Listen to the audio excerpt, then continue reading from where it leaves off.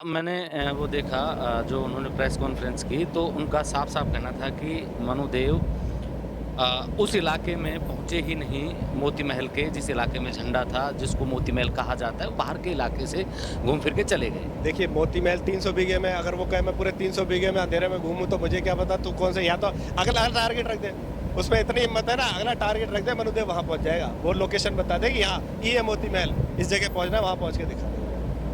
अगर उसमें इतनी हिम्मत है तो टारगेट दे दो। उसने मोती महल कहा था, मोती महल के अंदर था, मैं आपको पूरा परिसर दिखाया था, गेट दिखाया था, जो पुलिस ने वापस रिपेयर करा। मेरा मेरा दूसरा सवाल कि अनिरुद्ध सिंह बार-बार ये भी कह रहे हैं कि हम जादौन राजपूत परिवार से आता है, जो राज परिवार है।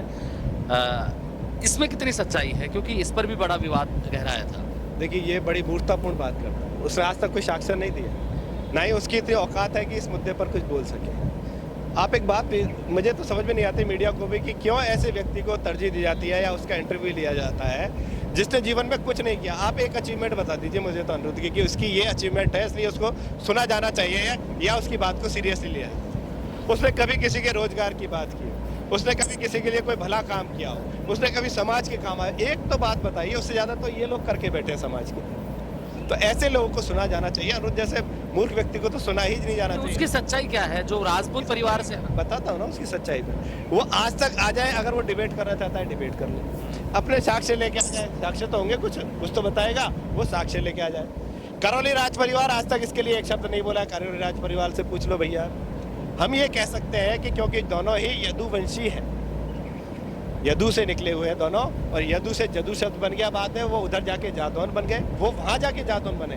यहाँ जादौन नहीं थे, जब वो करौली पहुंचे तब वो जादौन थे। हम सिनसिनवार यहाँ पे इसी क्षेत्र में पहले से रहते हैं। आप 1030 में अलबरूनी का इतिहास जब पढ़ेंगे, सबसे पुराना इतिहासकार शायद हिंदुस्तान का वही है जिसने इतिहास लिखा है और जिसको आज तक कोई नकार नहीं पाया।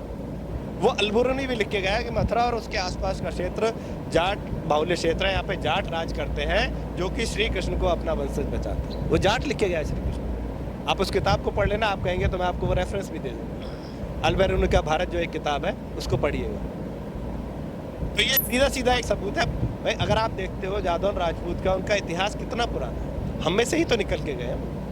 वो वहाँ चले गए, वहाँ के लोकल बाहुल्य के हिसाब से, कि वहाँ पे किस तरह की जनसंख्या है, कैसे लोग रहते हैं, क्योंकि तब जातियाँ भी लोग परिवर्तित हो जाती थी। आप जैसे क्षेत्र में रहते हो, उस क्षेत्र के वो लोग वहाँ पे, उनसे पूछा गया वहाँ गए तो कि आप कौन हो, उन्होंने कहा हम राजा के पूत है, पुत्र हैं। तो राजा से पूत से वो पुत्र राजपूत उस तरह से वो शब्द बन गया। और जदू से निकले थे तो यदू से निकलते जदू, जादव जादव जादव बोलते हुए जादौन हो गए। ये कुल मिला के इतिहास यही है। अगर आप देखेंगे तो ये जो है चंद्रवंशी, यदुवंशी चंद्रवंशी है, जिनमें कि, और जो राजपूत है वो अपने आपको सूर्यवंशी बताते हैं। राजपूत जो सूर्यवंशी, जो राम के अवतार है, जो राम का वंशज अपने आप को बताते हैं। हम कृष्ण के वंशज, हम हैं करौली वाले हैं और जैसलमेर वाले हैं। तो आज भी हमें, जो ये बात मुझे महाराज साहब ने बताई थी, आज भी हमें राजपूत जो है सूर्यवंशी से है, उनसे और हमारे संबंध नहीं होते। ये नहीं मिलेंगे आपको। जादौन के कहीं और मिल जाएंगे, जैसलमेर वालों को मिल जाएंगे, लेकिन उन सूर्यवंशी राजपूतों से उनके विवाह संबंध नहीं होंगे। अभी जब ये पूरा प्रकरण चल रहा था तो जरूरत पड़ी तो करनी सेना को बुला लेंगे। देखो ऐसे व्यक्ति पर, वही तो कह रहा हूँ, आप क्यों सीरियसली लेते हो? ऐसे व्यक्ति पर तो देशद्रोह का केस लगना चाहिए, जो दो समाजों को लड़ाने की बात कर रहा है, सामाजिक वैमनस्यता फैला रहा है। प्रशासन को चाहिए कि ऐसे व्यक्ति को बंद करके इसमें जूते दे। ऐसे व्यक्ति को पकड़ना चाहिए ना।